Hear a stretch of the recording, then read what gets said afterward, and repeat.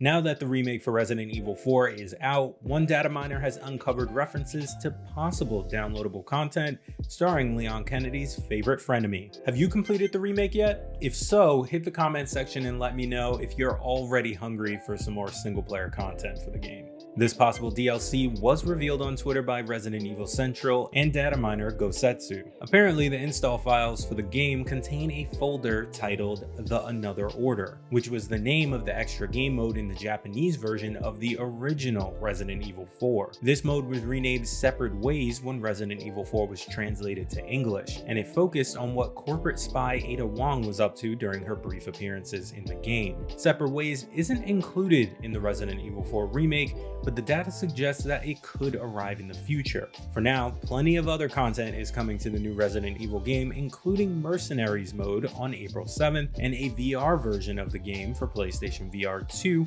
which is now in the early stages of development. Hopefully that version comes with a less scary mode. In other news, it looks like we'll be getting a closer look at Tears of the Kingdom gameplay this week. Nintendo has announced that it'll show roughly 10 minutes of gameplay from the Breath of the Wild sequel on March 28th at 7 AM Pacific Time, 10 AM Eastern on the company's official YouTube channel. Tears of the Kingdom is expected to be Nintendo's biggest game release of 2023 and will be released on May 12th exclusively for the Switch. So far, Nintendo has kept details on the game mostly under wraps, save for a rare trailer occasionally shown off during one of the Nintendo Direct live streams. This new Zelda adventure will be the first Nintendo published game to sell for $70, but the company believes that the quality of the game will help justify the $10 price increase. Nintendo added that not every one of its Switch games will cost $70. And between you and me, don't tell anyone else about this deal. If you want to save some money, you should look into the Switch game vouchers where you get 2 games for $100. Tears of the Kingdom is eligible for this promotion, so if you've got your eye on another Switch game as well,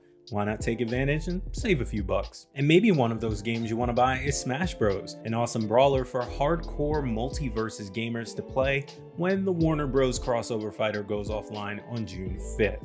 But don't worry, we're not planning a funeral for multiverses yet. This is just the end of the open beta period, and the game is expected to return for a full launch in early 2024. This move comes as a bit of a surprise, as despite being labeled as a beta, many players didn't expect the existing version of the game to be taken offline, let alone for what could be 6 or more months.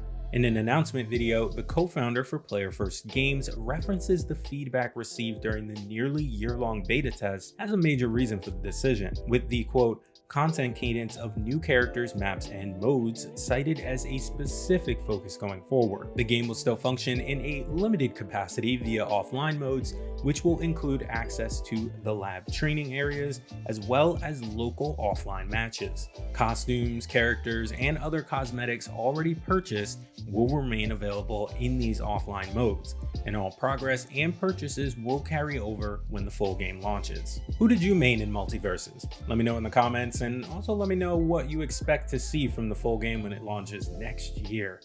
It's kind of crazy. We'll see you tomorrow.